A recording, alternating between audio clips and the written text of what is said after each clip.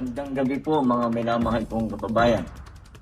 Ako'y nais magbigay ng isang statement tungkol sa mga pangyayari sa Senado ngayong gabing ito. Mga 2 oras kalahati ko na minomonitor ang sitwasyon. At nung una kong nabalitaan na naputukan, ay ang una kong tinawagan ay si Sec. John Vic Remulla ng DILG. At tinanong ko, magpa-report ka sa mga pulis na nandun na kung may nangyari, kung meron silang ginawa. At tapos ang sunod na tawag ko naman ay sa NBI. At tinanong ko sa mga NBI at kay Director Matibay, kayo ba ay pumasok sa Senado? Sabi niya, wala kang instruction. Ang sabi sa akin, wala kang instruction, sir. Kaya ba't namin gagawin yun? Kaya masasabi ko sa ating mga kababayan, yung nakikita po ninyo na naka-uniforme sa loob sa mga sa news, ang mga naka-uniforme doon, 2 klase. Yung PNP, police, na naka-duty sa Senado. Nandoon sila para bantayan ng Senado, para mag-crowd control, para i-secure ang Senado. Yung isa pang may hawak na naka-uniforme ay yung Marines, may Marine Detachment na nandun talaga sa Senado, tiga doon sila. Ang pagtrabaho nila is secure ang Senado at magbigay na yung nakikita ninyong honor guard. Yan lang ang sundalo o pulis na nasa loob, tiga doon ang nandun.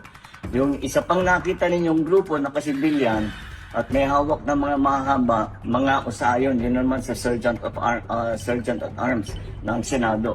So lahat ng nakikita ninyong naka-uniforme o naka-armado ay nandun, ay tiga doon. Nandun sila talaga, doon sila nag-duty.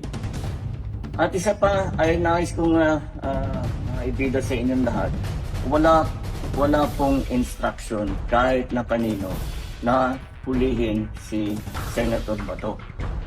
At ang nangyari, ang NBI, sinabihan ko nung lumabas yung resolution ng Supreme Court, mga alas 4 yung kaninang hapon, ay sinabi ko, umalis na kayo dyan.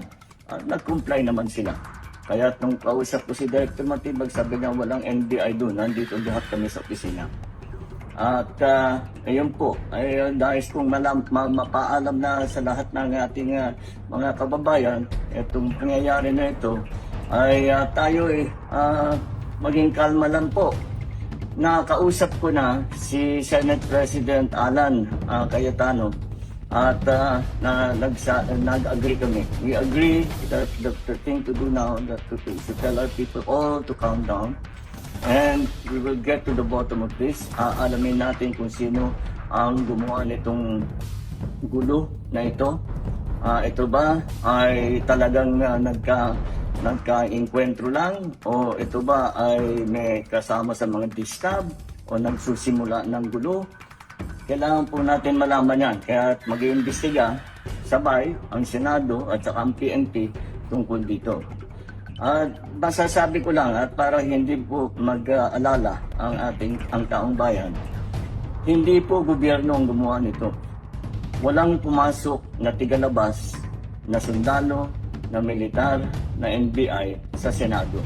Hindi po natin alam kung sino yun na sumubok na pumasok at saka dahil doon ay nagkaputukan. Aalamin po natin. Kinukuha po natin, kinukulikta natin ngayon lahat ng ebidensya na nandiyan. Maraming salamat po. Kalma lang po. Asahan ninyo yung gobyerno po ninyo. Hindi gagawin ito.